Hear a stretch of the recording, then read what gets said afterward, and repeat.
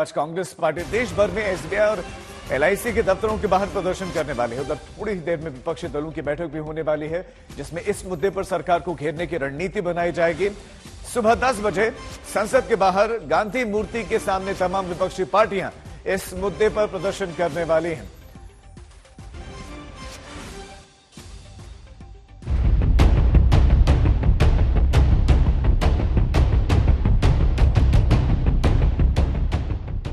हल्ला बोल की पूरी तैयारी है।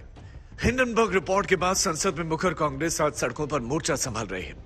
ठिकाने हैं देश भर के जिला मुख्यालयों में स्थित एलआईसी और एसबीआई के दफ्तर। Our party leaders and workers will have a demonstration in front of the LIC's office and the SBI offices throughout the country. Adani विवाद में कांग्रेस खास तौर पर एलआईसी में अडानी की हिस्सेदारी को मुद्दा बना रही है। कांग्रेस समेत मुख्य विपक्षी पार्टियां बीमा धारकों के पैसा डूबने का अंदेशा जता रही हैं। यही वजह है कि सरकार को जनता को भरोसा दिलाने के लिए सामने आना पड़ा।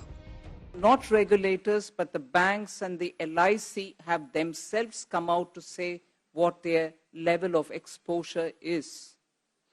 So the regulators will do their job, and regulators are independent of the government. विपक्षी नेता इसे लेकर बार बार सरकार को घेर रहे हैं। अडानी के मामले को लेकर सरकार पर हमला बोला जा रहा है। Regards the loss, that's a share market valuation loss. That is not the loss of any individuals or people's wealth. Investment in shares and stocks go up, go down. The financial institutions have already clarified that their money is absolutely secure and safe. The two principal organizations, LIC and State Bank, have both come out with details. And I think it's a matter of a private company. सरकार की तरफ से कोई सारे ठोस कदम उठाया गया है, लोग ये सुनना चाहते हैं।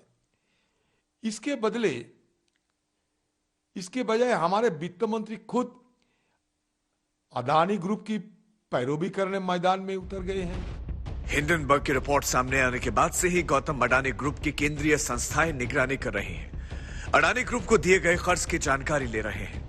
आज तक ब्यूरो। और अब बढ़ते हैं दूसरी खबरों की तरफ। बजट पर कांग्रेस नेता सोनिया गांधी की प्रतिक्रिया यह है, और बजट पर सोनिया गांधी ने लिखा है कि यह गरीबों पर साइलेंट अटैक की तरह है। उन्होंने लिखा कि पीएम की नीति कुछ खास अमीर दोस्तों को फायदा पहुंचाने की है और इसकी कीमत गरीबों और मिडिल क्लास को भुगतनी पड़ी है।